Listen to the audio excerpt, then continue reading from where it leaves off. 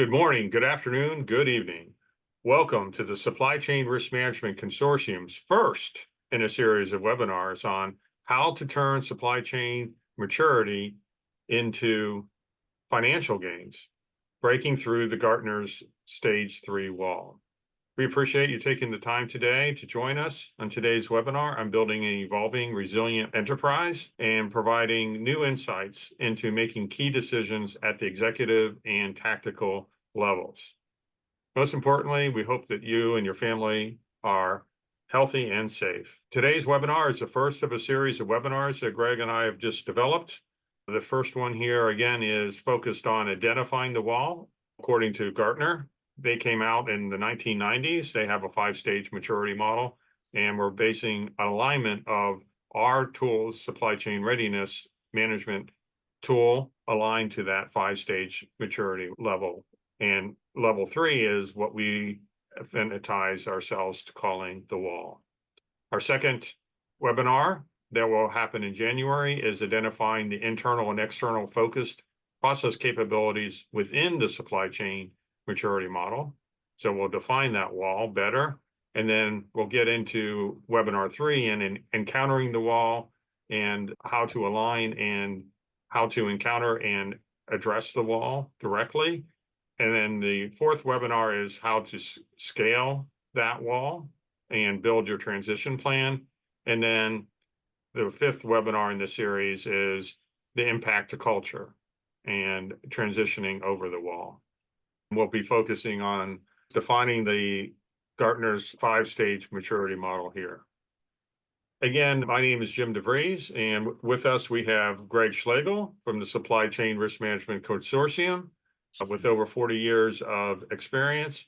And Greg is the one founder of the Supply Chain Risk Management Consortium and located in Lewis, Delaware now. And he has the book, of course, The Supply Chain Risk Management, an Emerging Discipline, that he published back in 2015. And he's the former president of ASCM. My background is in helping companies transition, and I'm a Lean Six Sigma Master Black Belt with a lot of experience in supply chain, working with Fortune 500 companies. With that, we just want to get straight to the deliverables today. Our deliverables are providing insights for enhanced supply chain performance. Then we're going to look at overcoming maturity barriers and proven best practices. And then we're going to really discuss breaking through that third stage wall maturity level. And then we'll get into some success stories of companies that have broken through the wall. And then we'll talk about the financial payoff. And every one of these we'll look at it from a different perspective. And one of the biggest barriers for companies to really focus on this is linking maturity to financials. And we have lots of data on how the companies that are very mature are the exemplars in the field. With that, I'll turn it back over to Greg for his intro. Greg? You bet. Thanks a lot. Pleasure to be here with you to continue our discussion on our passion. And just wanted to give you a quick thumbnail sketch of who we are and what we do at the Risk Consortium. We have 33 companies at the moment worldwide. That equates to about 1,700 supply chain risk professionals. We operate in 23 countries. And on the right-hand side, we more or less have 3 pillars that we operate in. One is education. You can see that we grew up in education out of academia from MBA classes. We do a lot of consulting. In the middle, we have a lot of consultancies that have a lot of different capabilities in terms of supply chain, change management, and so forth.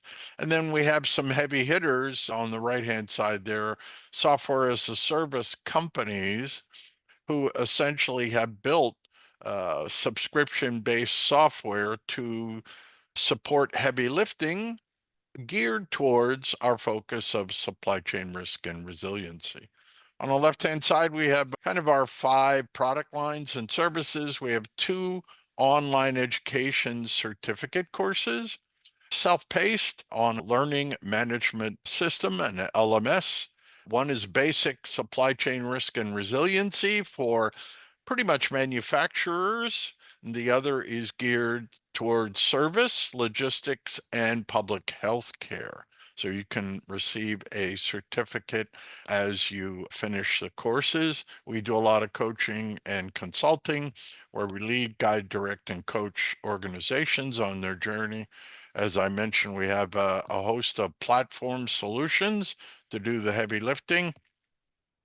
And we have 2 online assessments that we've put together over the last couple of years. One we're going to talk about today, and that's supply chain management readiness assessment, where we look at the process maturity of your supply chain and your inherent risks. And the newer assessment tool is all about risk, supply chain risk and resiliency. It takes a look at your risk maturity in a model, your risk appetite, your risk culture, and develops action items, all using AI ML algorithms. So that's who we are and what we do. I'll turn it back to Jim. Thanks, Greg. Great overview about the consortium and its many offerings. Just a brief overview about Enhance International Group. We're a group of about 60 partners today. And what we do is do the 1 + 1 = 3. Our partners work together to solve problems from strategy to execution across your enterprise.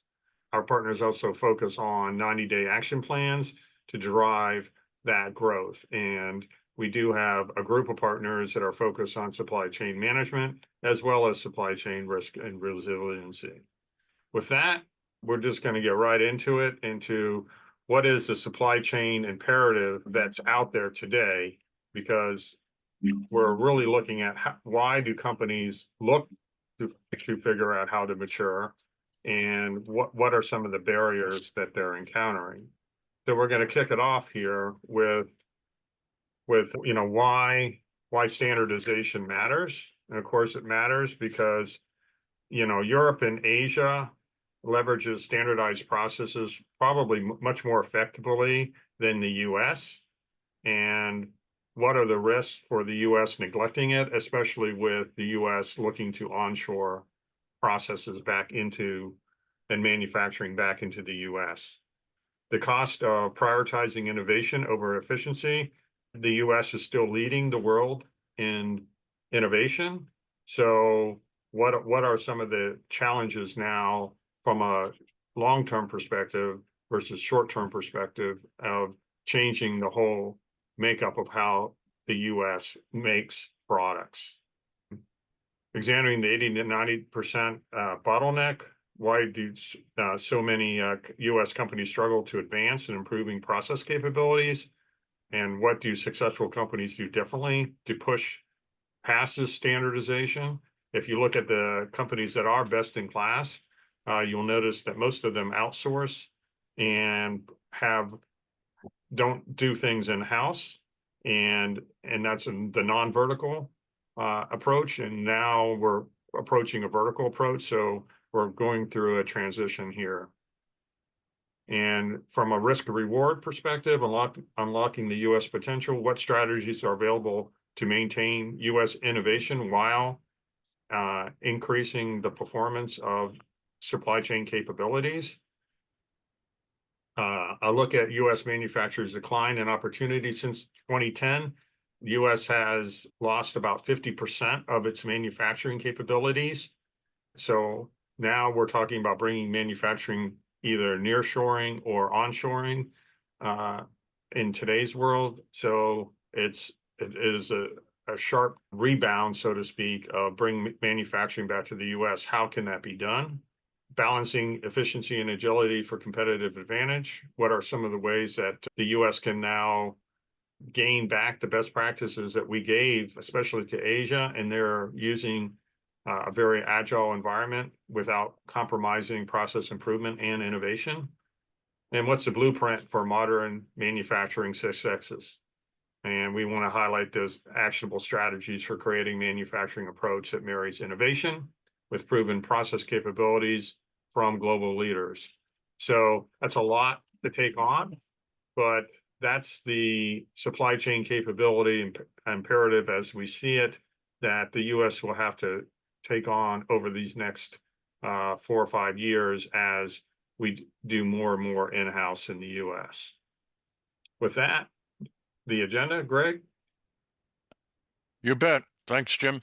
I guess our first section is essentially geared around understanding supply chain models and building a foundation for success. So want to get you in on that section, give you some insights, and then we'll move into overcoming the hurdles of stage 3. As Jim mentioned, the Gartner model, stage 3, the wall. Then we'll get into aligning supply chain management tools with the 5-stage maturity framework, our tools and their framework. We'll get into real world case studies. We'll give you a couple of insights on the exemplars and how they're scaling the wall, so to speak. And then we'll finish up with the profit pathway, or turning supply chain maturity into a revenue engine. So that's kind of our agenda for today. And so we'll move on to get you grounded. A little background about the consortium's supply chain readiness assessment tool. The genesis, it was born out of first of a kind MBA program at Lehigh University. It was operating for about 10 years. It was so well received early on by the students that we actually took it on the road way back when. It's been operating for about 10 years. We've utilized it in just about every classroom, every workshop, every webinar, and with client engagements as well. We've upgraded the tool right now. The tool is sitting on an LMS, a learning management system platform, with one of our longtime partners, Educazi. And just to give you a little sense of what you're looking at, on the left-hand side, it's a graph. It maintains 13 tenets, you can go around the clock. The blue tenets are what we consider strategic. The red tenets going down clockwise are we consider tactical. And the green on the left-hand side of the clock is considered operational. There's 92 questions in the online survey. It measures 2 things, folks. It measures your supply chain process maturity, and it measures the inherent risk. How does it do that? Well, you look at the chart. The closer that black line is to the center of the chart, means that that particular supply chain process is more mature and has less risk. The farther away you are from the center of the chart, the less mature that process is and the higher risk, inherent risk you have. So the black line is the as is output from the answers. And then essentially what you see are 3 circles, green, orange, and red. Those are inherent risks. It doesn't tell you that supplier 22 is at risk. It gives you a sense of the risks associated with the maturity of your process. So the green is low risk, from green to orange is higher risk, from orange to red, still higher inherent risks. And if you're at the ring of fire or beyond, that says you have a very immature set of processes and the risks are pretty high to your organization within that process. One other thing, it is free, folks. We put a free URL up on the top, and when we send out the PDF of the presentation, you can see the URL. But it is free, so hopefully you can avail yourself of the tool whenever you'd like. All right. Quick ongoing value proposition of the tool, just to give you some more insight.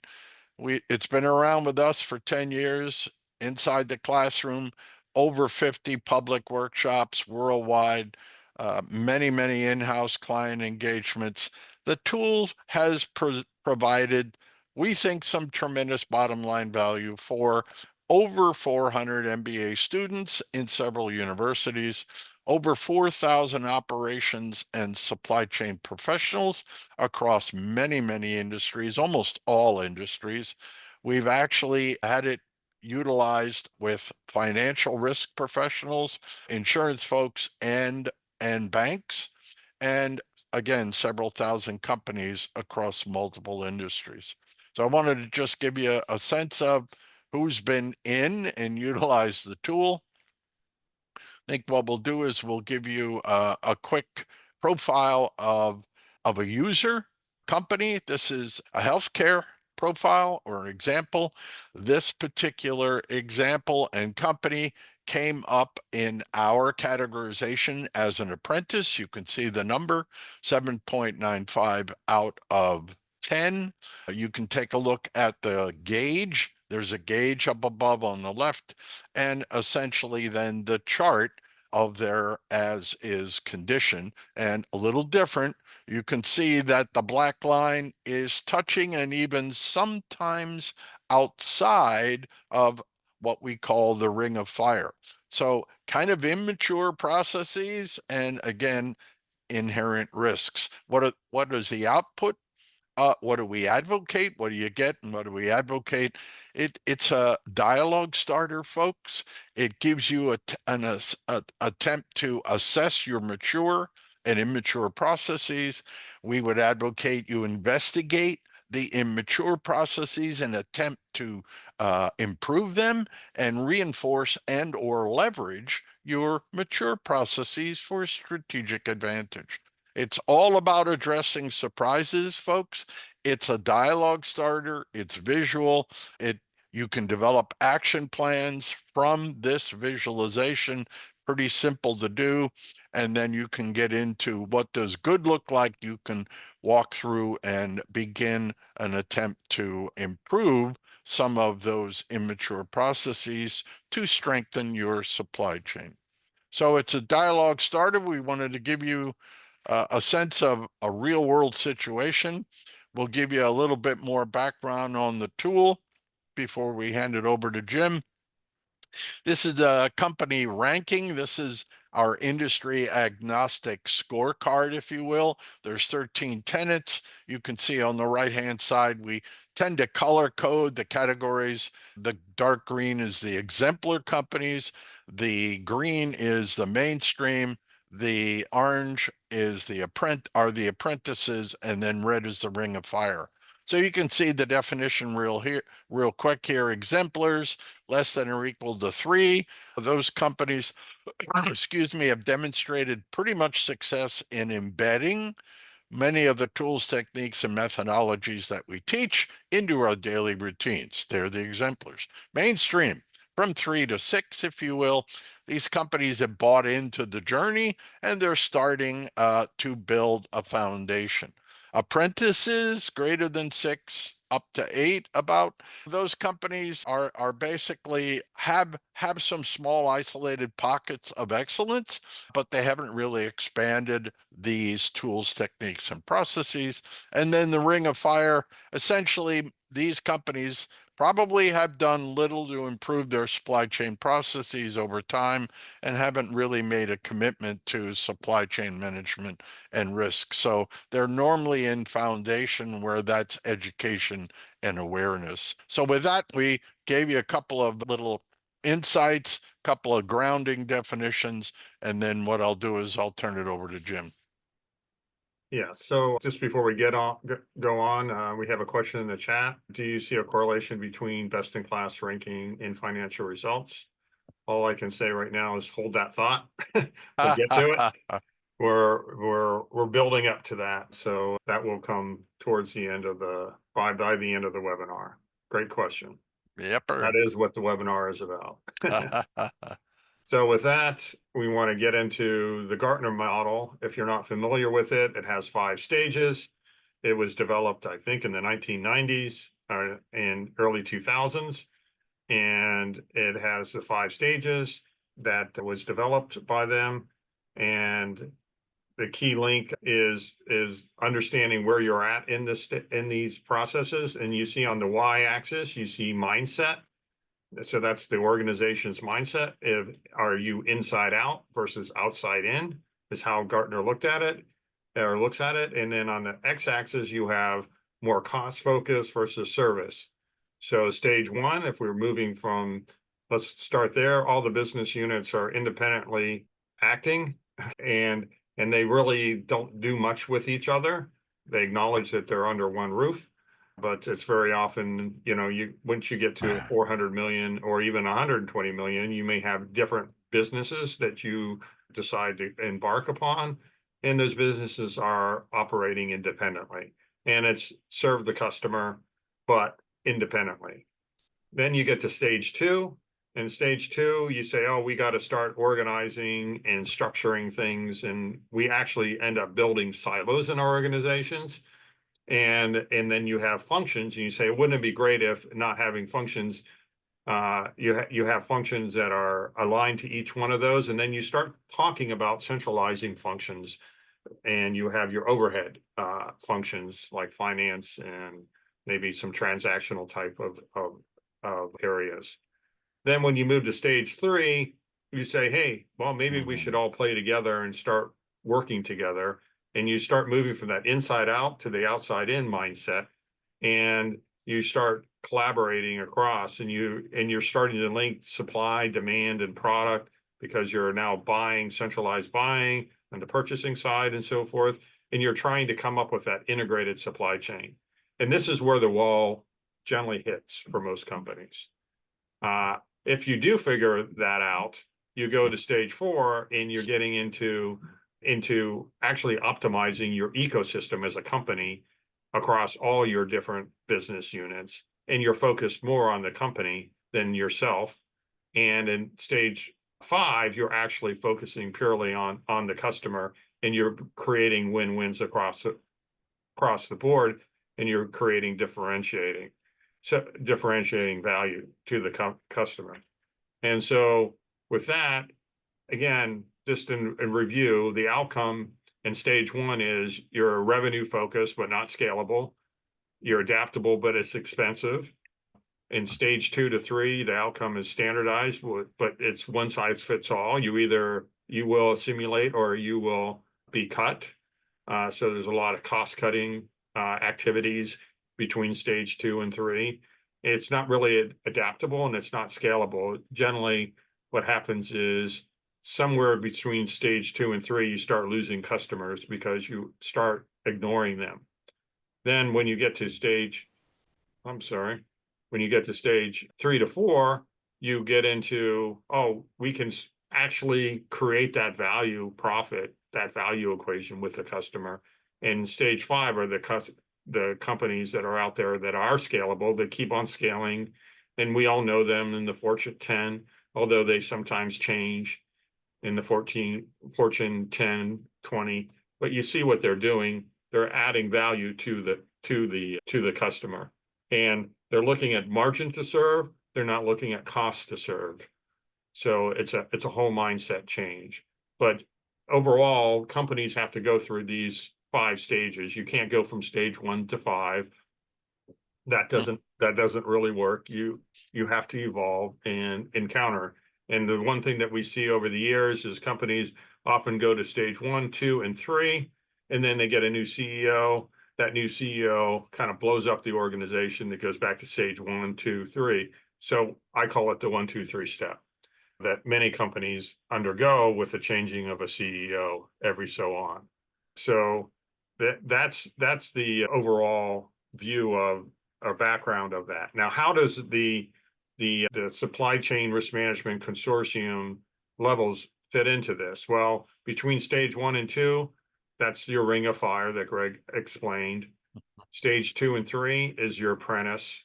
Between stage 3 and 4 is your mainstream. In between stage 4 and 5 are your exemplars. So that's how we're aligning the 2 models. And And so the question is, are you ready to scale for revenue growth and profitability? Because very often we get stuck in doing the 1, 2, 3 step.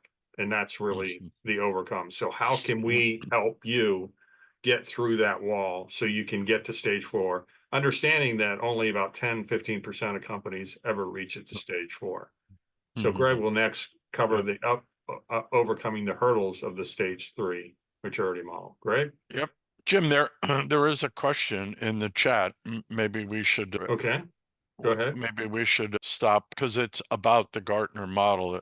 Okay. The question is, does the service end of the target axis mean that you are not focused on the cost of your supply chain? It I guess means that, stage one. so does a service end at the target? Does that mean you stop focusing on cost? No, you, I Ah. don't think you ever take the ball off cost, but you're looking at it more as a margin than just purely cost. So yes, you stop focusing 100% of your effort on cost. Cost out as a mean as your priority. You're actually focusing on margin to serve. So margin per SKU versus cost per SKU. That's the mindset change that we see in companies that make it over the wall. If you're still in a pure cost to serve model, you'll never go past stage 3. That's what we've Yep. seen. Good. All right. Yep. Just wanted to make sure that because it was timely with the Gartner discussion. No, So, yep. thanks, Greg. Good. Good Hard to question. look at everything at the Yep. same time. Yepper. Yeah, Yeah. all right, great. You bet. All right. Keep the questions going. Yepper, we're going to go into our next section, which we call overcoming the hurdles. And so we'll give you some additional challenges. There are challenges out there. One of them is what we see, and these are real, I'll say, almost detailed oriented in the supply chain, tactical, operational, and so forth. So let's take a look. What we see, siloed functions, big time challenge. That's a lack of collaboration across all disciplines. We talk about sub-optimizing. If all your departments and disciplines within the supply chain, if they're not all talking to each other, that is a challenge and it's a problem. Next, limited data utilization, kind of a lack of analytical capabilities. Some tools. Do you have all the tools? Do you have the right tools? That's a challenge. Third, resistance to change. Nobody likes change. Risk and supply chain is all about culture. It's a big issue. We'll be talking about that for the next 9 webinars. Culture is really a driver. Number 4, inadequate technology integration. Again, disparate existing systems. You could have great tools, but are they talking to each other? Is there synergy between the tools passing data? 5, with that comes skill gaps. Can you upskill? Do you have the right folks with the right skills to leverage the tools that you have? And then finally, a short-term focus. We, especially public organizations in the US, we are pretty tactical and we have a pretty operational bias when it comes to supply chain and operations. So we wanted to share a couple of challenges with you geared towards supply chain maturity. And with that, I'll turn it back to Jim. And we'll open it up now to our first polling question on what are the challenges in gaining executive support to increase supply chain capabilities, very similar to what was discussed in the chat there by Mark. You know, why do folks not want to focus on supply chain capabilities or believe that increasing supply chain capabilities will not provide them value in the long term? So, or the short term for that matter. So we have a few different comments here. One is priorities, it looks like. So how does this fit into the priorities of what they want to focus on? It's not sexy. I like that one. That's true. It's not sexy. It's hard work, and it often doesn't show the direct financial impact in the short term. Cash flow, yeah. That's a good one. I'll let Greg, that's Greg's favorite, so I'll let Greg talk about cash flow. No, we are going to talk a little bit about that. When it comes to one of the metrics we advocate all the time, which is cash conversion cycle, because it's a good supply chain performance metric, and it's also a great supply chain risk mitigation metric as well. So good one there. Cash flow, short-term financial impact, you bet. We have a bias as operations folks to the short term, especially if we're a publicly held company that has to report our quarterly earnings and on and on and on. So I like the other one with the experience. That's Yeah, good. that's a Uh, great the one. the skill set, who's on first, what's on second? Do you understand the cause and effect relationships in a complex supply chain? Because why, folks? Our supply chains are not linear anymore. They are network relationships around the globe. That's who we are today. That's what makes it very, very challenging. Good threads. Yeah, excellent threads. We'll come back to this at the end, so keep on pounding the keyboard there and enter some more in those. Those are Yeah, fun. Thank you so much. yep, terrific. With that, if I can get the slides to move on. What's going on? There we go. So breaking through the stage 3 wall, we have identified some stage 3 breakthrough strategies and the alignment to the supply chain readiness tenets. So, and some of these you just brought up, so it's very, very aligned. So how do we drive enhanced collaboration, foster cross departmental communication and teamwork, implementing regular meetings and collaborative tools to break through the silos and encourage information sharing. Of course, this is aligned very well with leadership because leadership is the one who sets the cadence of the organization. So if leaders want to collaborate, we will collaborate. If leadership wants to be pure execution and not collaborate, and you will do this and only this, they set the tone of the organization.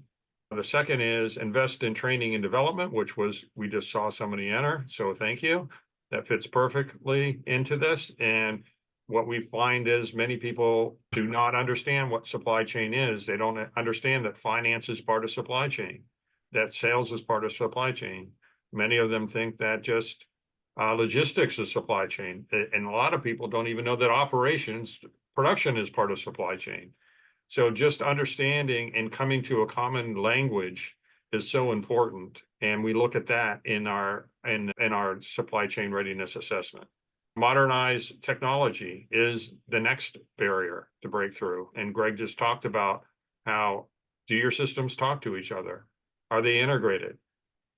And of course that affects your adaptive manufacturing, how you're integrating across your manufacturing footprint. Then establishing clear metrics. What metrics are you focusing on? The metric or area we chose here to emphasize is demand management, because your whole tone and tenor of your company is based on your demand. Is your demand connected? Is the folks in the ivory tower who's doing demand management connected anyway in any shape or form to what's happening on the floor? Generally, there's a huge gap between what they're saying the demand is and what the revenue forecasts are and what's actually happening in the production areas on demand. Engage leadership. Of course, leadership needs to be engaged, as somebody brought up. That's one of the key areas. So these are just some of the areas. We could go on and spend a whole webinar just on this particular topic alone. Greg, any closing thoughts on this? No, that's enough to keep you busy. All right. With that, we'll go on to the next section here, aligning the supply chain tools with the 5-stage maturity framework. So first, a little bit of a review of our 4-tier system. First, anyone can go in, and as Greg said earlier, you can do that best-in-class benchmark, and that's a user base. It's your opinion, which would be very powerful if it was your organization's opinion. So on stage 2, we encourage you to have multiple people perform the benchmark survey and see where you're at, and actually start looking at it from a strategic, tactical, and operational perspective.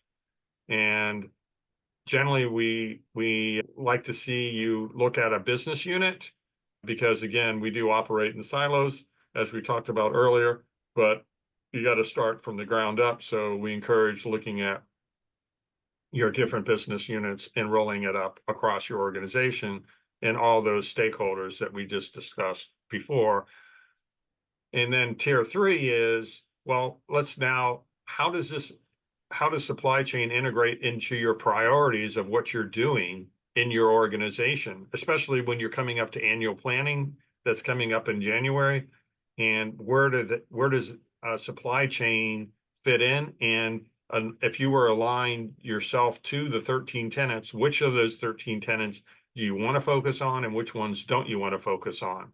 So that's what tier three is. We look at importance and satisfaction, and we provide you a roadmap of where to focus.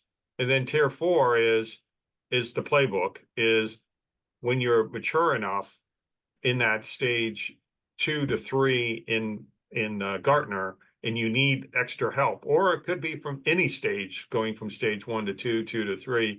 We provide that playbook to help your team get over that threshold to that next level of performance. And that's really what tier four is. And of course, everybody's always asking about supply chain risk and resiliency because that's the latest and greatest. We will then also integrate, well, what are some of the things you can do considering the maturity where you're at? What are some of the best practices from a risk and resiliency perspective that you can start performing in your organization so you can get some of those planned risk out of the way, and that you're not being so reactive to strategic risk events. So how does this all fit in? Again, we talked about this before. We got the 5-stage maturity model. We have the Ring of Fire apprentice, the four levels there. Then the way it fits in is, anybody can do the tier one. In the tier two, anybody can do just give us a call and we'll help you with that. And then tier three is really cross organization, is like what we said, and seeing what are the differences and what are the similarities between what people think where we're at. That's a very healthy conversation. Then tier four is, again, we will provide you insights from a supply chain risk and resiliency perspective to help you tackle that wall. And as it says at the bottom, are you ready for supply chain risk and resiliency? A lot of organizations may just need to focus on supply chain management for a while before they start doing supply chain risk and resiliency. Because, and we understand that supply chain risk and resiliency is kind of the sexy thing to do, but sometimes you got to crawl, walk, and run. And so how does this all fit in together? Again, this was the best in class ranking that we showed before, from bottom to top: Ring of Fire, Apprentice, Mainstream. And then you have your 5-stage laid out, 1, 2, 3, 4, 5 for Gartner. And then climbing that wall, how our 4-tier program helps you climb that wall and helps you get into the mainstream and exemplar performance levels. So you are better than your nearest competitor, and you can differentiate yourself within your industry.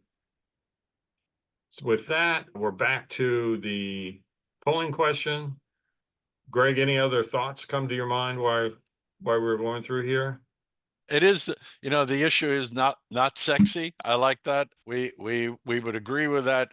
But as Jim said, what we've actually done, folks, is we've backed away from supply chain risk and resilience. You must do this, because we've actually found over time that many supply chain organizations are not ready for the sexy supply chain risk and resiliency. So we kind of backed off and built out the 4 tiers to lead, guide, direct, and coach and improve companies' supply chain maturity in an attempt to get them better prepared and more responsive to risk events going forward. So that was our epiphany, I guess, over the last couple of years. Yeah. And and we just got a question in, perfect question for you, Greg.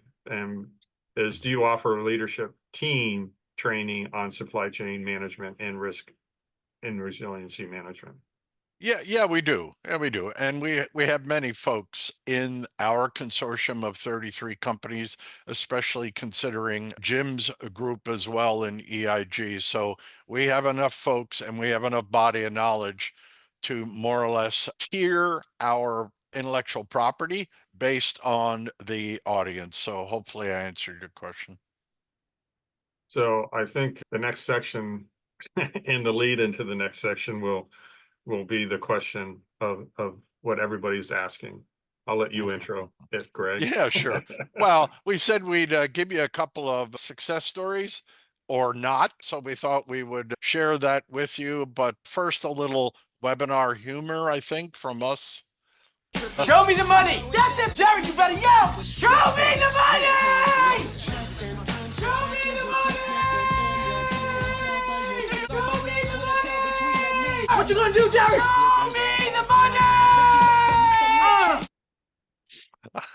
Show me the money!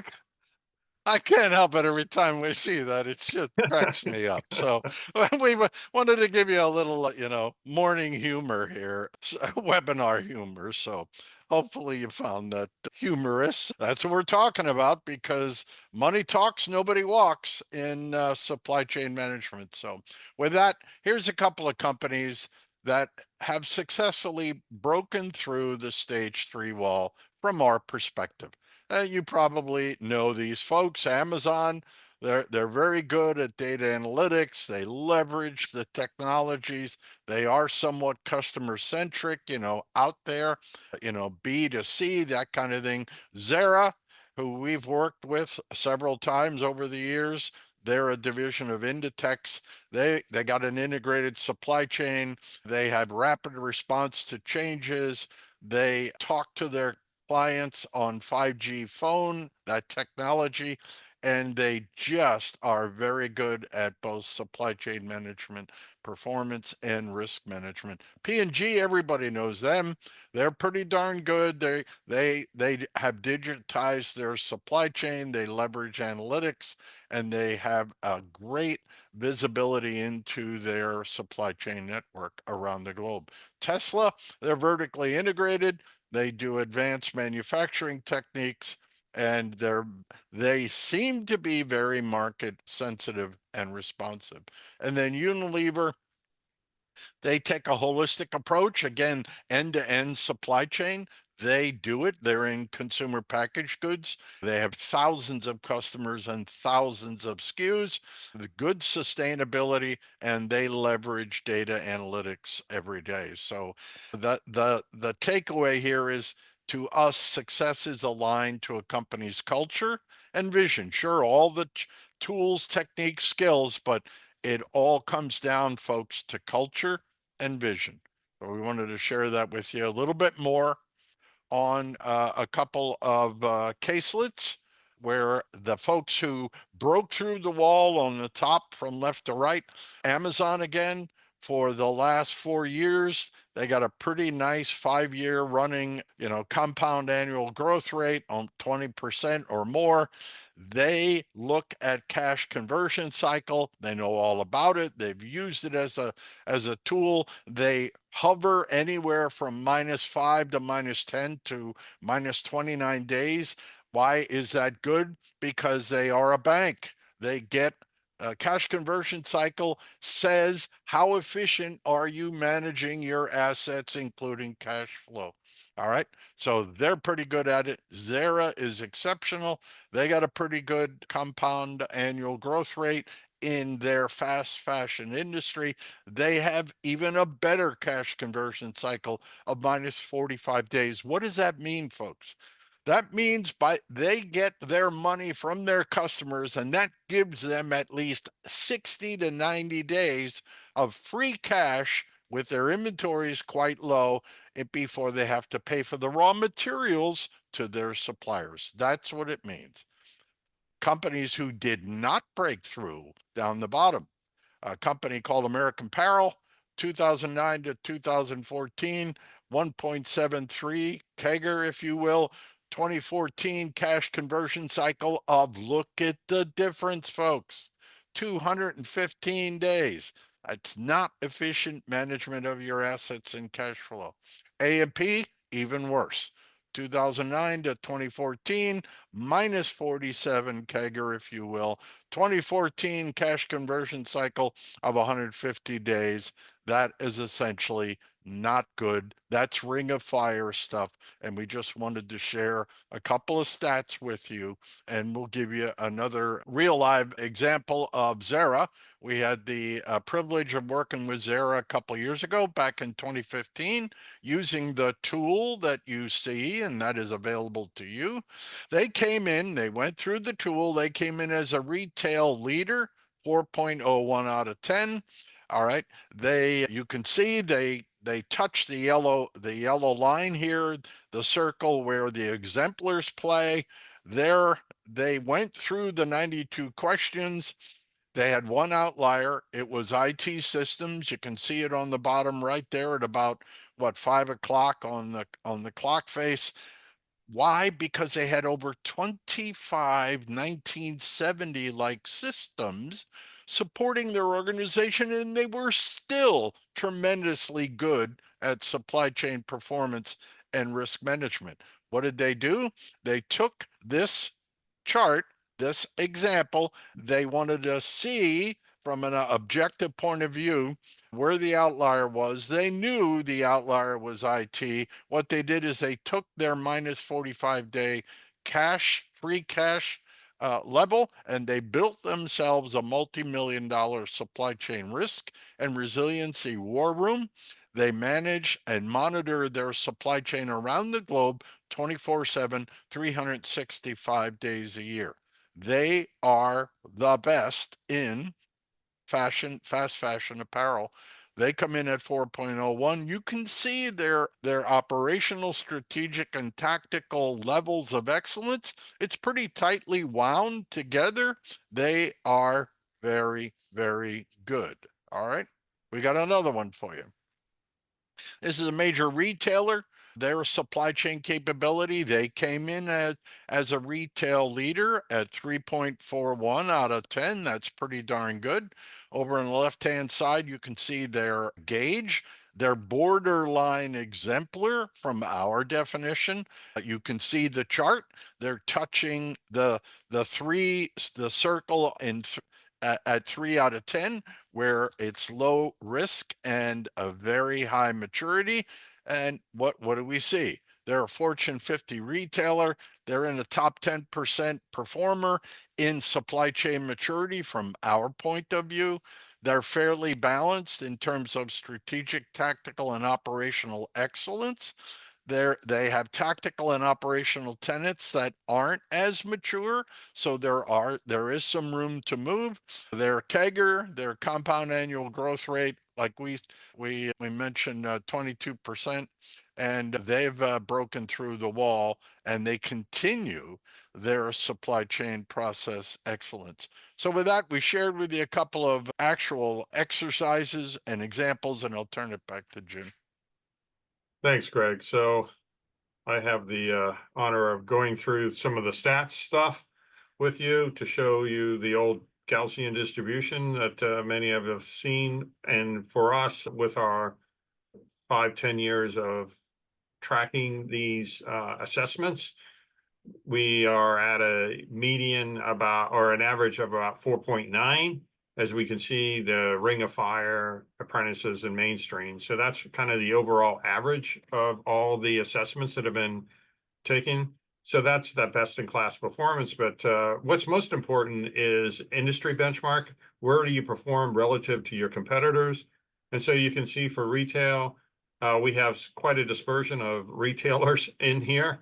So one of the biggest spreads we have, and again, the blue being the laggards and the orange being average folks and followers being that yellow and the green being the exemplars, the top 25%.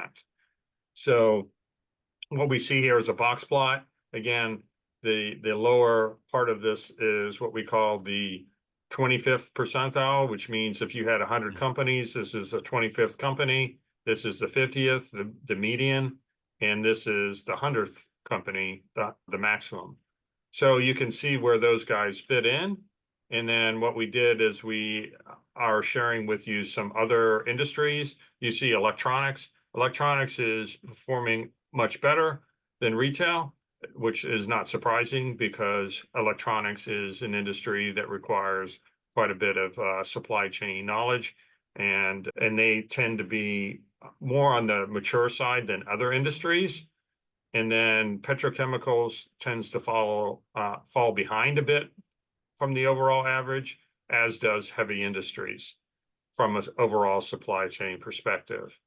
So there's a question here from on Zara gets a lot of headlines for bad labor practices and suppliers. Does risk management look at things like labor conditions or labor rate practices?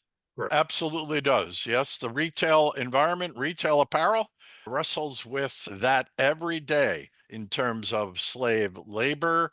And there are a lot of new rules and regulations. All of the retailers are attempting to mitigate that risk, whether it's a risk event or whether it's a non-compliance issue. So yes, Zara, and Zara's Oh, competitors, yeah, the Shines, the H&M, that entire industry is getting more and more scrutiny in terms of other risks other than supply chain, but it is a risk to the supply chain and the organization. Hopefully I answered your question. yeah, I had a follow-up question is, do these 13 tenants cover labor practices? Actually, they do not. They do not. What we do is we leverage all the external rules and regulations as you move from as a client when you move through the multiple tiers, tier 2, 3, and 4, as Jim mentioned in the playbook and in the importance. But initially, the tool that is free, that does not have any slave labor questions in it. Okay.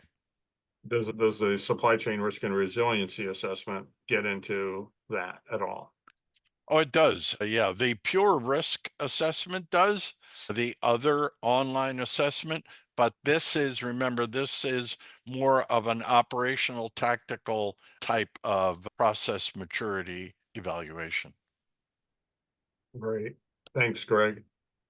So with that, that gives you an idea of going back to this graph on the industry benchmark performance. You can see that every industry has a different profile, and therefore the tier 1 will give you an idea where you are overall.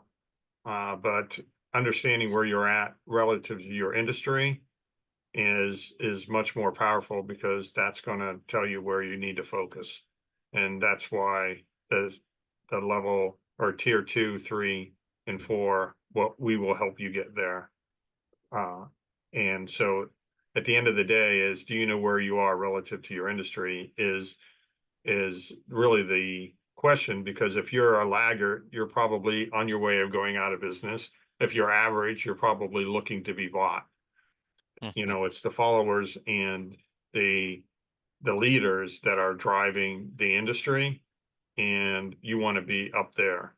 And that's what we want to do, is to work with companies to help them get out of, if they're laggards or average, move them up in performance. Any closing thoughts, Greg? Nope, that's pretty much it. We want to lead, guide, direct, and coach. You do not want to be in that third and fourth quartile within your industry. And that's the whole reason for the supply chain maturity, the process maturity, advocation, and improvement. All right. So we get into the profit pathway. So how, we'll we'll share with you in each one of the 5 webinars a profit pathway. Today, we'll look at how supply chain maturity into a revenue engine. Greg? Yeah, you bet. Thanks, Jim. We thought we'd close out the session with kind of a cause and effect in terms of the path of supply chain maturity. So take a look at the graph, again, kind of a clock over in the top right at like 2 o'clock. If you drive supply chain effectiveness, and number 2, you cut costs on a regular basis, manage your inventories, optimize your assets, and if you think about stock keeping unit rationalization, which is what we call product portfolio management, and if you start to segment your customers, because most supply chain folks don't do these things, you can acquire additional capital to do what? Invest in supporting new and existing business strategies. So essentially, this will get you to stage 2 maturity, we think, in the Gartner model. There's more in terms of the path. All right. On the left-hand side, there are more drivers. All right. Supply chain maturity, we feel, drives shareholder value and customer satisfaction. So let's look at a few more cause and effect circles. If on the top right, you fulfill orders completely, if you ship accurately to your customers, if you have on-time delivery, if you have a responsive production group, and you develop rapid order fulfillment to your customers, you will drive operational excellence and increase customer sat.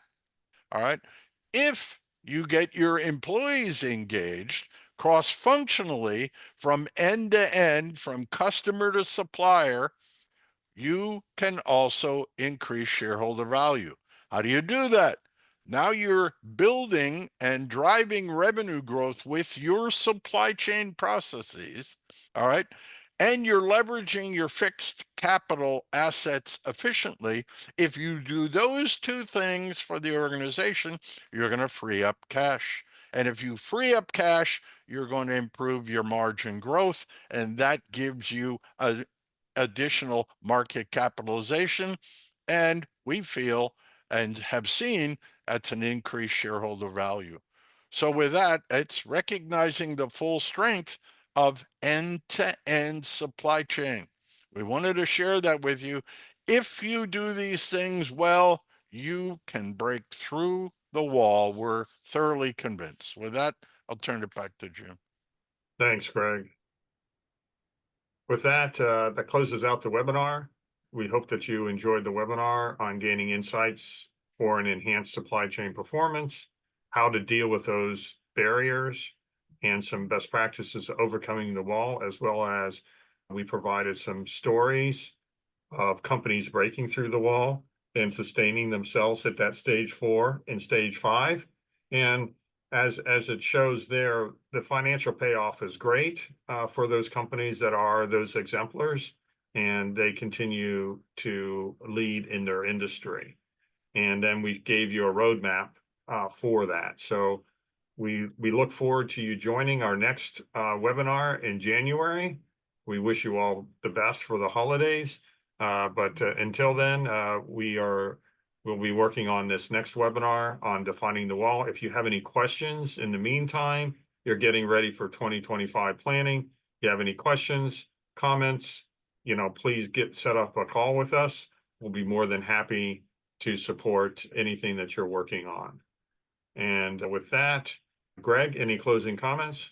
You bet. Thanks, Jim. I hope we provided you with some critical insights into the why and the how to kind of break through the stage 3 wall. To us, it's a matter of continually improving your supply chain process maturity to achieve financial gains and strategic advantage, folks. So all the best. Thanks a lot for attending. And as Jerry said, show me the money. We can show you the money today and have short-term goals, or you show me the money in the long term and we'll all be happy, not just one person. So that's my message. If you want short-term goals, you're going to do the 1, 2, 3 step for the remainder part of your life. If you want to show me the money and have the island, you want to buy the island or you want to buy another car? What do you want to do? So we will help you buy that island and grow your company to its maximum potential. And with that, again, thank you so much for joining us today.